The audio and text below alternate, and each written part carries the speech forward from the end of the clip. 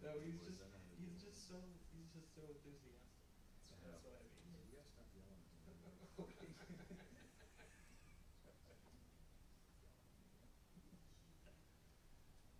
He's cool, and then you got this new girl,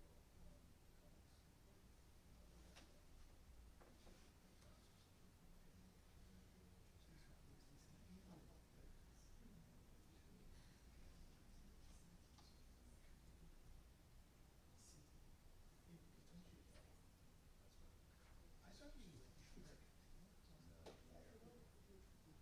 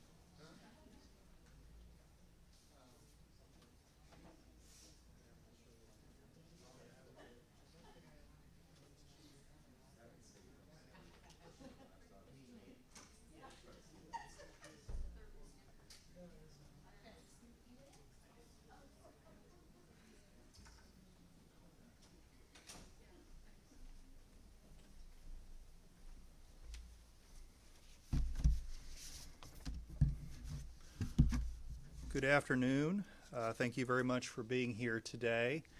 I'm here joined with Sheriff Steve Whidden with the Henry County Sheriff's Office, and then by Special Agent in Charge Rodney Crawford of the Federal Bureau of Investigation. My name is Roger Handberg.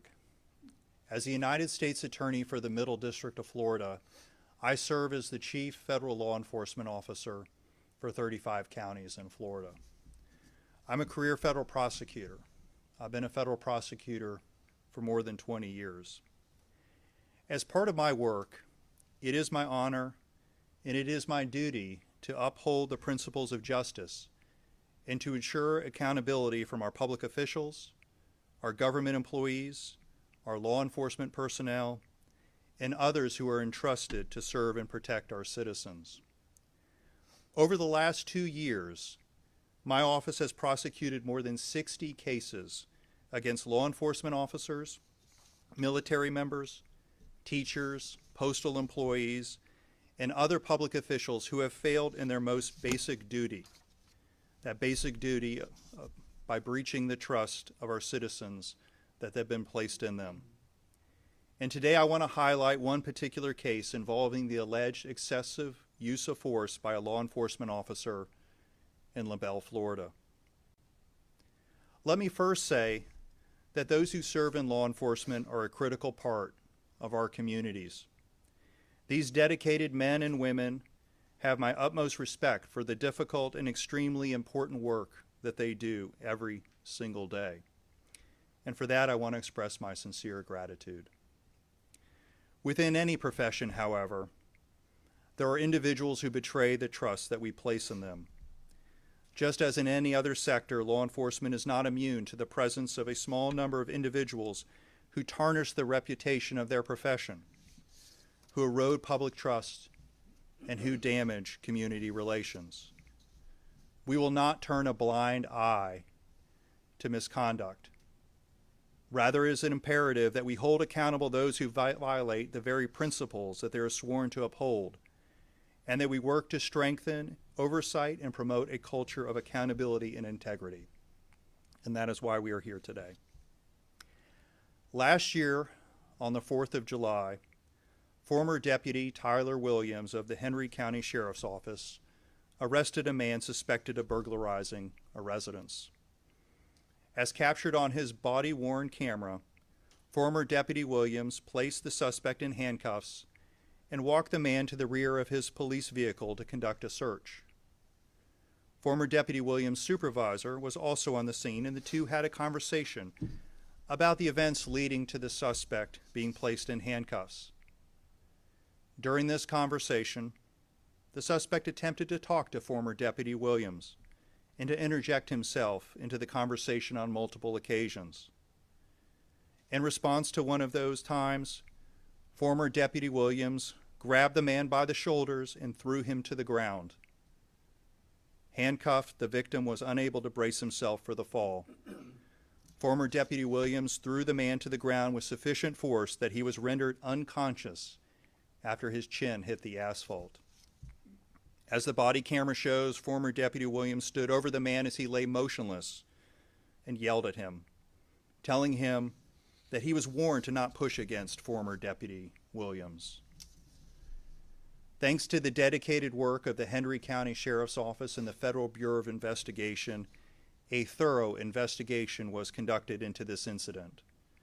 The Henry County Sheriff's Office terminated Williams' employment for multiple policy violations. And last week, a federal grand jury sitting here in Fort Myers, Florida, returned a criminal indictment against former Deputy Williams, charging him with 2 counts.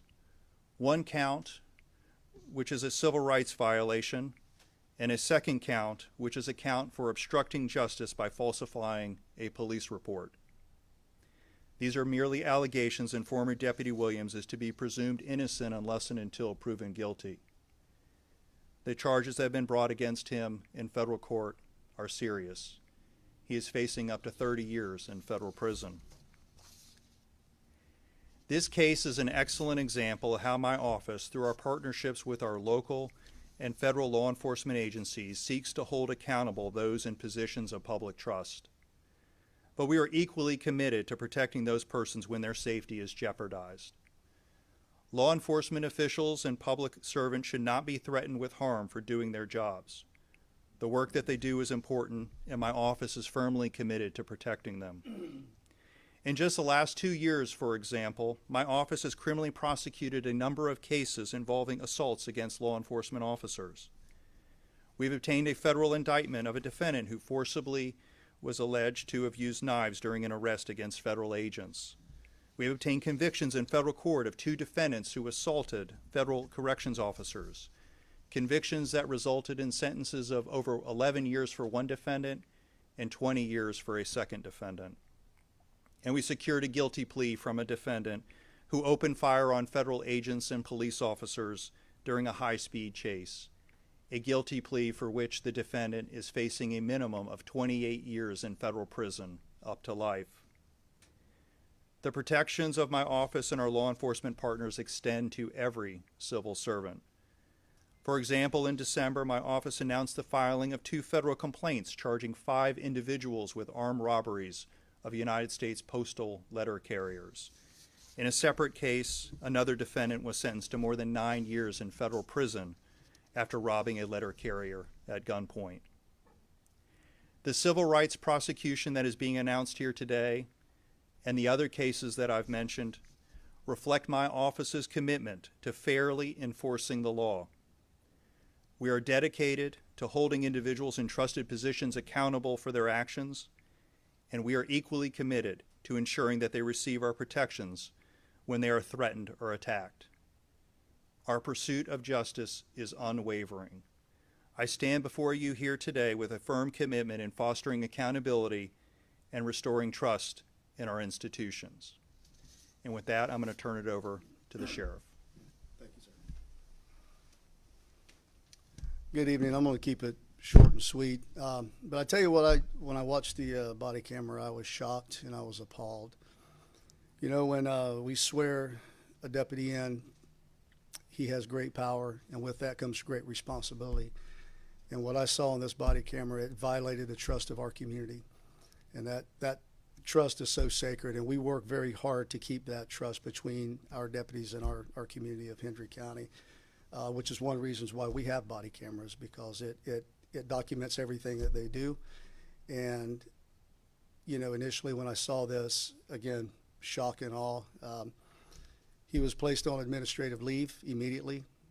We forwarded it over to the United States attorneys for a federal investigation, and he was ultimately terminated. So I just want to thank the attorneys for the job that they did and for the cooperation. So with that, I just hope that the community knows that we will still strive to keep that trust within our community.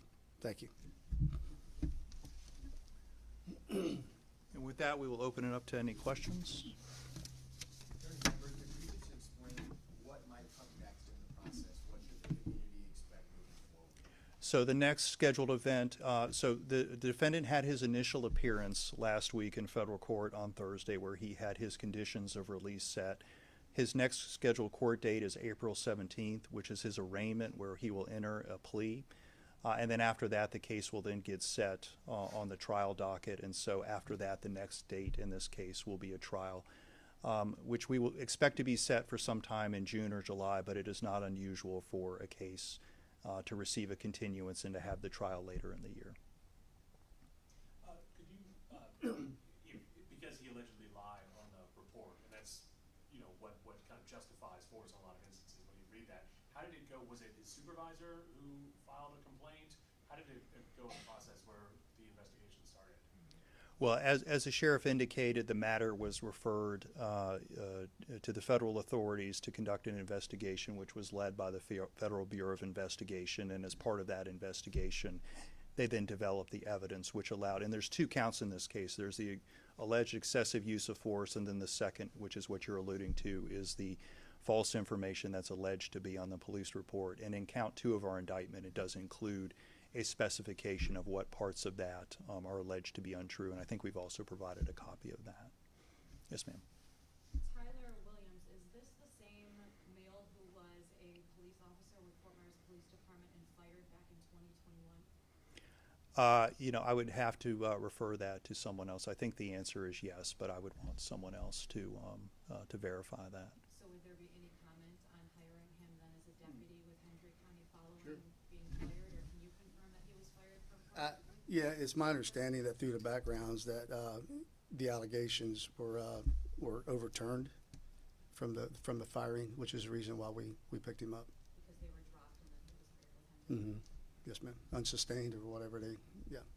Sheriff Wooden, would you mind just describing sort of the challenge of balancing that, seeing the allegations, seeing that they were dropped, and obviously the experience in law enforcement, I would imagine, is appealing as well. Just kind of juggling all those variables when you make a hire like that. So understand that in any law enforcement agency, people file complaints all the time. And I want to say this to that. Before I got body cameras, we got tons of complaints. Once we had body cameras, we're a small county. We don't have the mass media that we have over in Lee County or bigger agencies. So we didn't put it out in a mass form that, hey, we now have body cameras. But I can tell you we've had them for probably 6 or 7 years now. 99.5 or higher % of all complaints that I get on deputies are absolutely false. So when you have other agencies that don't have body cameras, you have complaints. And I've seen complaints that go in files. There's internal affairs investigations. Some are sustained, and we look at those. We don't like to pick those up. But if it's a complaint, depending on what it is, and it's absolutely unsustained or proven to be untrue, then we have no problem picking them up. So we do have to balance that. And a lot of variables that we look at. And so with that, but really it comes down to sustained, unsustained, or what the situation is. How long was the former deputy placed on administrative leave before he was ultimately fired? He was placed on leave pretty much immediately after we found out about the incident. And so what we do is, well, we have to do an internal affairs investigation. However, we have to wait till the criminal investigation is done before we can do the internal. So it was after that we did the internal, and he was terminated immediately. So, any other questions for me? All right, thank you.